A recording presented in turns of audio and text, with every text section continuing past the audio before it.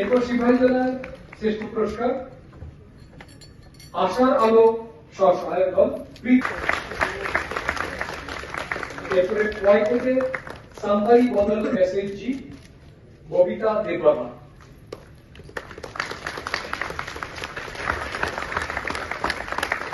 লোকে বলে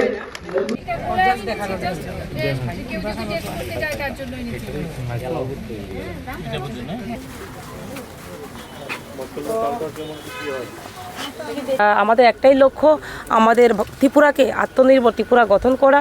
তারই অঙ্গ হিসেবে আমরা আজকে রাজ্য লেভেলের উদ্যোগ সমাগম করেছি এবং ত্রিপুরা রাজ্য বিভিন্ন জায়গা থেকে উদ্যোক্তারা উপস্থিত হয়েছেন।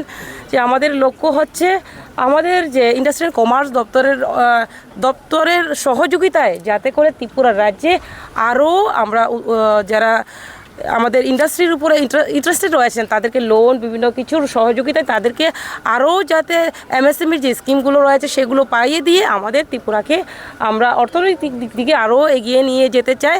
এবং আমি এটাই বলবো, আপনারা দেখেছেন আমরা অনেক স্টলগুলো ভিজিট করেছি, তারা অনেকেই আমাদের কেন্দ্র সরকার এবং রাজ্য সরকার বিভিন্ন স্কিমের মাধ্যমে অনেকেই সহযোগিতা পেয়েছেন, অনেকেই আত্মনির্ভর হয়েছেন।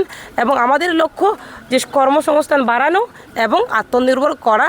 এবং আমি আশাবাদী যুব সমাজ আমাদের সঙ্গে যুক্ত হয়েছেন, যে বিগত দিনে কিন্তু যুব সমাজ এই ধরনের প্রোগ্রামে দেখা যেত না।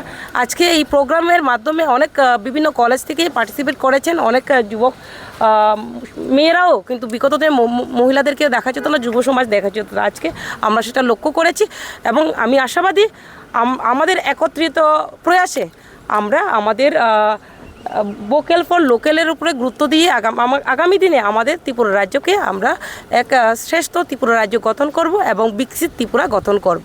সেই দিশার জন্য কিন্তু আজকে ব্যবস্থাপনা করা হচ্ছে। এবং মনে রাখতে হবে, লাস্ট 8 বছরের সময়কালটা যদি দেখি, দেখবেন এই রাজ্যের মধ্যে বড় বড় ইনভেস্টর যারা আছে তারা তো এই রাজ্যে এসছে। এবং আমাদের রাজ্যের যারা যুব ভাইরা যারা আছে, বোনেরা যারা আছে, অনেক যুবদেরকে আমি চিনি, ভাই বোনদেরকে, যারা আজকে 30 বছর 28 বছর 29 বছর তাদের ব্যবসা অনেক বড় জায়গায় পৌঁছে গিয়েছে। শুধুমাত্র এই জেলা না, সারা রাজ্যের কথা বলছি। আজকে দেখতে খুব ভালো লাগে যে আজকে আমাদের অফিসে যখন অনেক ইনভেস্টররা আসে জায়গা নেওয়ার জন্য, ল্যান্ডের জন্য বা বিভিন্ন স্কিমের জন্য, আমরা থেকে অনেক ওয়েটিংয়ে থাকে, সঙ্গে সঙ্গে হয়তো সবাইকে দিতে পারা যায় না। আমাদের এত ইনভেস্টর বাইরে থেকে আসছে, লাস্ট 3-4 বছরে সংখ্যা তো অনেক বেশি। আজকে যারা বিগত 50 বছর আগে যারা জমি নিয়ে রেখেছিল, যারা কিছু করেনি, তাদেরকে ক্যান্সেলেশন করে নতুনদেরকে দেওয়ার ব্যবস্থাপনা করা হচ্ছে। সচেতন না, সরকারি স্কিম শুধু জেলায় বসে থাকলাম না, আমি টার্গেট ফিক্স করতে হবে যে আমি কোন সেক্টরে কাজ করব। এবং আমি আপনাদেরকে গ্যারান্টি দিচ্ছি, আপনার যুবদেরকে, এই সরকারের মাননীয় মুখ্যমন্ত্রী থেকে শুরু করে দপ্তরের মন্ত্রী, অফিসিয়াল প্রত্যেকে সহযোগিতায় কাজ করবে, আপনাদের সহযোগিতায় কাজ করবে। এবং অনেক ক্ষেত্রে মনে হয় যে ব্যাংকার্সরা আমাদেরকে লোন দিচ্ছে না, অনেক জায়গায় কমপ্লেইন আসে যে ব্যাংকার্সের তরফ থেকে লোন আসছে না। এটাও মনে রাখতে হবে, আমি কোন প্রজেক্টটা বানাচ্ছি, আমি কোন প্রজেক্টের উপর কাজ করব। অনেকে বলে থাকে যে ব্যাংকে গিয়েছি, ব্যাংক থেকে তো লোনটা পাইনি, কিন্তু আপনি ওকে জিজ্ঞাসা করুন যে আরে আপনি যে স্কিমটা বানিয়েছেন, যে ডিটেইলটা বানিয়েছেন, সেই ডিটেইলসটা একটু বলুন, সে বলতে পারবে না।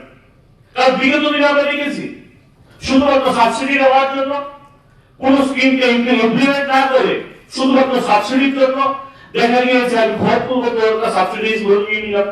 তো কোন নতুন করে স্টার্টআপ যে করবো, সে যদি সঠিক জায়গায় যদি সঠিক ইমপ্লিমেন্ট যদি না করতে পারে, তাহলে ব্যাংকে তো কখনো রিকভারি করতে পারবে না।